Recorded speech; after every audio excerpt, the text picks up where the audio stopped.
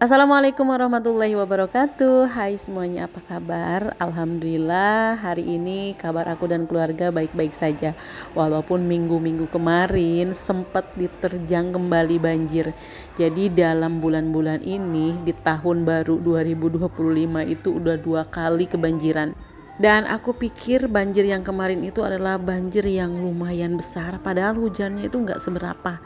Tapi tiba-tiba aja itu air pada keluar dari mana-mana. Daerah Palabuhan Ratu itu pokoknya daerah yang pinggiran sungai itu udah tidak terselamatkan. Sampai kemarin tuh ada korban juga, ibu sama anak kalau nggak salah. Jadi dia katanya terkunci di dalam rumah pas kejadian. Nah, aku juga kebanjiran itu rumah yang ada di pondok pesantren karena memang tempatnya itu lebih rendah dari jalan. Otomatis kalau hujan air semua jatuhnya ke situ. Waktu kejadian aku tuh berada di rumah yang lama, enggak di rumah pondok pesantren. Jadi anak-anak santri yang ngasih kabar. Dan masya Allah ya teman-teman, itu air benar-benar gede banget, itu kayak sungai. Kasur, bantal semuanya udah habis yang rumah di pondok pesantren itu. Oh iya, semoga di tempat teman-teman aman-aman saja ya, tidak terjadi banjir. Dan kalau misalkan ada teman-teman yang nonton video ini yang kemarin terkena banjir, mudah-mudahan Allah berikan kesabaran dan Allah ganti apa yang telah hilang dari kita. Nah, lanjut ke videonya. Kali ini aku mau ngebahas 10 tips hemat saat Ramadan paling aman dan anti boncos.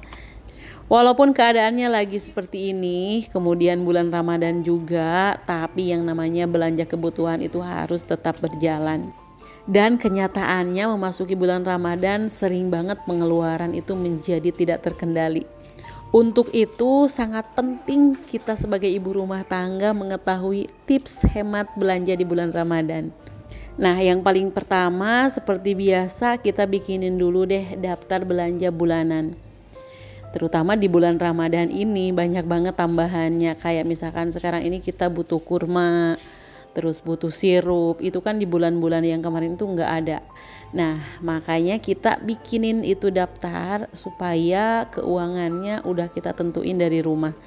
Nantinya biar nggak kalap, karena ternyata pas belanja tadi pun pas masuk itu langsung disuguhi sama promo baju. Nah, kalau misalkan kita lapar mata, kemudian kita tidak punya daftar belanjaan, alhasil uang belanja itu bisa belok. Dan ini kerap kali terjadi saat berbelanja barang-barang yang tidak dibutuhkan malah kita beli. Nah, kalau itu tidak ada daftar. Kalau sudah ada daftar, insya Allah semua kebutuhan pokok dulu kita beli. Kalau misalkan uangnya baru masih sisa, baru kita beli yang lain.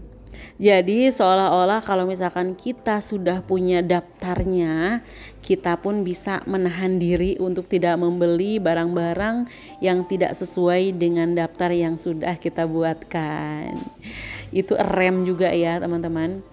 Nah, di sini banyak juga barang-barang yang promo. Kalau misalkan di bulan Ramadan seperti ini, pasti yang promo-promo itu pada bermunculan. Nah, manfaatkan promo tersebut. Jangan sampai dilewatkan ya, teman-teman. Terutama untuk barang-barang yang memang kita pakai.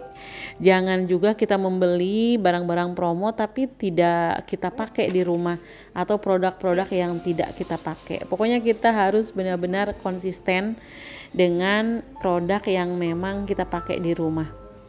Jadi jangan tergiur dengan harganya yang turun. Buat apa kalau misalkan tidak cocok? Kayak sabun mandi, sampo, nah itu kan cocok-cocokan ya. Tidak semua orang bisa memakai sabun gonta-ganti kayak gitu. Kulitnya bisa kering dan bisa kusam kalau misalkan nggak cocok. Sampo juga sama, kadang-kadang kalau kita salah menggunakan sampo, nah yang ada malah gatal-gatal. Nah, tips yang selanjutnya kita utamakan kebutuhan pokok. Jadi tadi udah dibikin daftarnya. Nah, dari daftar tersebut kan pasti ketahuan mana kebutuhan pokok dan mana kebutuhan yang tidak pokok. Kebutuhan pokok itu misalkan beli beras, beli tepung, beli minyak, itu pastinya pokok banget. Beli sabun, sabun cuci piring, deterjen, sabun mandi, nah itu juga termasuk pokok, jadi tidak bisa digantikan. Kalau misalkan kayak pelembut pakaian, pewangi pakaian, nah itu bukan pokok juga ya. Semisalnya uangnya udah nggak cukup, udah mending tidak usah beli saja. Dan alhamdulillah untuk belanjaan aku setiap bulan memang selalu dari awal-awal itu aku belajar mengutamakan untuk bahan-bahan pokok. Nah sampai sekarang pun kadang-kadang mikir 2 kali kalau misalkan pengen membeli barang-barang yang lain, sehingga dari catatan tadi kita pun bakal jadi kebiasaan gitu ya teman-teman, kebiasaan yang baik yang kita ajarkan juga ke anak-anak. Jadi kalau berbelanja utamakan dulu kebutuhan pokok, baru nanti keinginan, setelah kebutuhan baru bisa mencapai keinginan.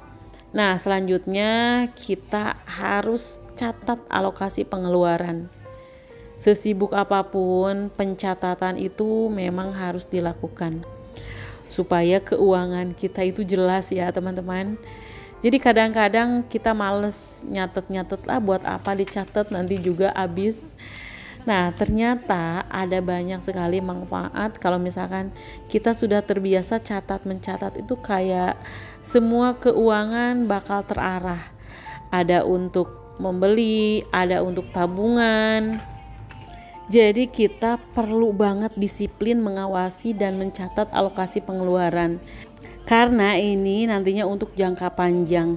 Kalau misalkan kita sudah mengetahui nih bulan ini tuh pengeluarannya berapa, misalkan pengeluarannya 500.000 atau 1 juta, nah bulan depan pun kita anggarannya tetap segitu. Dan alhamdulillah berdasarkan pengalaman aku nggak terlalu jauh beda. Dari belanja bulan ke bulan itu nggak jauh beda anggarannya. Misalkan bulan sekarang habisnya 1 juta, bulan depan pun anggaran kita tetap segitu. Kadang-kadang itu kurang, kalau misalkan masih ada sisa bisa ditabung. Dan jarang sekali melebihi dari batas. Kalau misalkan belanja kita masih yang normal, belanjanya tidak berlebihan. Kalau misalkan kita sudah mencatat semua pengeluaran, kita pun bakalan bisa memantau apakah pengeluaran ini setiap bulannya terkontrol atau malah melebihi budget. Nah, di sini kalau misalkan bulan ini malah melebihi batas, melebihi budget, maka kita harus bertindak lebih tegas. Apa nih yang harus kita kurangin? Atau misalkan periksa kembali belanjaan kita, apakah ada barang-barang yang memang di luar dari keperluan bulanan. Nah untuk bulan ini yang di luar dari keperluan bulanannya, aku tadi beli peniti yang kecil, yang besar beli juga gunting kuku karena memang di rumah udah nggak ada. Nah lanjut lagi ke tips berikutnya supaya keuangan kita di bulan Ramadan ini aman dan tidak boncos, maka harus berani batasi budget untuk buka di luar. Nah ini kebiasaan-kebiasaan biasanya nanti munculnya 10 hari sebelum lebaran. Orang-orang tuh kayaknya udah pada greget gitu pengen buka di luar, udah bosan dengan menu rumahan. Nah kalau keuangan kita pengen stabil sampai lebaran, maka kita harus kurangin bukber di luar. Ya boleh aja di luar, misalkan di luar rumah, di teras rumah kayak gitu ya teman-teman, dengan menu tetap yang dibikin dari rumah, yang dibuat dari rumah, dipasak dari rumah. Jangan beli-beli, apalagi setiap hari belinya. Misalkan setiap sore kita keluar rumah cari-cari takjil, cari-cari makanan di luar, nah itu yang bikin boros. Nah tips selanjutnya yang aku lakukan seperti ini, belanja kebutuhan itu 1 kali aja, gak usah bolak-balik. Jadi kalau aku ini belanja bulanan, nah supaya gak bolak-balik ke warung, gak bolak-balik ke pasar, jadi aku belanja lebih banyak, nanti aku simpan di rumah cukup untuk 1 bulan. Jadi untuk barang-barang kayak deterjen, sabun mandi, nah itu biasanya lebih awet. Walaupun misalkan 2 bulan sekali juga masih nggak ada masa kadaluarsanya kayak gitu. Nah kalau makanan pastinya harus dilihat-lihat dulu kadaluarsanya. Setiap kali kita membeli apapun dilihat dulu kalau makanan itu masa kadaluarsanya. Takutnya kita udah beli untuk 1 bulan, ternyata baru 1 minggu udah kadaluarsa, akhirnya mubazir. Nah, kira-kira belanjanya enak di awal, di tengah, atau di akhir Ramadan? Kalau di bulan Ramadan ini sih mau di awal, tengah, atau di akhir pun kayaknya masih banyak promo-promo ya. Seperti biasa kalau hari-hari besar, hari-hari raya itu promonya lumayan. Nah, kalau tips dari aku, hindari berbelanja di hari-hari weekend. Kayak Sabtu, Minggu ini pasti pengunjung pasti berjubel. Apalagi kalau misalkan udah tengah hari ke sore hari itu makin banyak. Selain kita menghemat uang, kita juga harus menghemat waktu ya teman-teman. Nah, alhamdulillah aku berbelanjanya karena bukan weekend, jadi tidak terlalu banyak orang walaupun ini bulan Ramadan. Di bulan Ramadan ini biasanya pembelian itu makin meningkat. Apalagi sore kayak gitu ya teman-teman, orang-orang tuh kayaknya sambil jalan-jalan, sambil ngabuburit kalau di daerah aku namanya, ya sambil belanja-belanja kayak gini kan gak kerasa tahu-tahu udah maghrib. Nah, di sini juga karena udah sebentar lagi lebaran, kue-kue kaleng itu udah banyak banget. Nah, kalau misalkan kita berencana mau buat THR atau bikin THR buat keluarga, nah dipikirin dari sekarang ya teman-teman, budgetnya itu dianggarkan dari sekarang. Malahan memang kalau di bulan Ramadan itu bagusnya kita bikin tabungan dari setelah lebaran. Jadi setelah lebaran itu kita bikin tabungan khusus untuk bulan Ramadan dan untuk hari raya. Nah, berarti itu sekitar ada 11 bulan ya teman-teman. Dan sekarang ini udah waktunya kita memanen, udah waktunya kita membelanjakan uang tabungan tersebut. Jadi persiapan untuk keuangan bulan Ramadan ini memang harus jauh-jauh hari. Nah, untuk teman-teman yang belum mempersiapkan, coba deh setelah lebaran nanti kita pelajari dulu nih dari sekarang. Di puasa kali ini pelajari kira-kira pengeluaran apa aja nih, misalkan untuk THR, terus untuk ngasih ke orang tua, untuk beli baju lebaran, untuk beli kue. Nah, seperti itu. Nanti catatan-catatan tersebut bisa jadi acuan untuk nabung. Ini kebutuhannya berapa, misalkan lebaran sama puasa itu kira-kira habisnya berapa juta. Nah, nanti kita bikin tabungannya, challenge menabung untuk lebaran. Bisa sehari 10.000, 20.000, pokoknya tergantung dari kebutuhan. Otomatis yang keluarganya banyak, itu biasanya THR-nya juga banyak ya teman-teman. Dan aku sendiri alhamdulillah keluarga yang besar, dari suami, dari aku, sama-sama keluarganya besar, banyak ponakan kayak gitu. Jadi memang menabungnya itu harus dari awal-awal. Jangan mepet-mepet ke puasa, itu kayaknya gak bakalan nyampe ya. Nah, ini tips yang paling terakhir, bawa wadah dari rumah atau bawa kantong dari rumah. Kebetulan di kota aku ini Sukabumi udah memberlakukan di setiap supermarket atau minimarket itu udah gak ada yang namanya kantong plastik.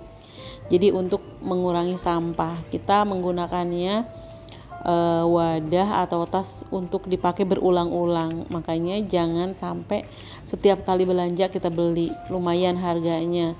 Yang gede ini bisa 10.000, yang kecil 5.000. Kalau setiap kali belanja kita mengeluarkan uang 20.000 atau 15.000, nah itu termasuk boncos juga ya teman-teman. Nah, jangan lupa juga kita itu kalau misalkan berbelanja di satu tempat saja, jangan pindah-pindah. Nah, kalau udah di satu tempat kita bikin kartu member. Dengan kartu member ini insya Allah bakalan ada potongan harga di setiap kali kita berbelanja, mau berapa persen misalkan, itu lumayan. Jadi bisa ngiritnya itu sampai 100.000 kalau misalkan kita belanja 1 juta. Nah, itu uangnya kan bisa kita tabung. Nah, jadi itulah cara hemat supaya keuangan kita aman di bulan Ramadan, nggak boncos sampai Lebaran nanti. Semoga bisa bermanfaat untuk teman-teman semua. Terima kasih yang sudah menonton dari awal sampai akhir. Sampai jumpa di video berikutnya. Wassalamualaikum warahmatullahi wabarakatuh.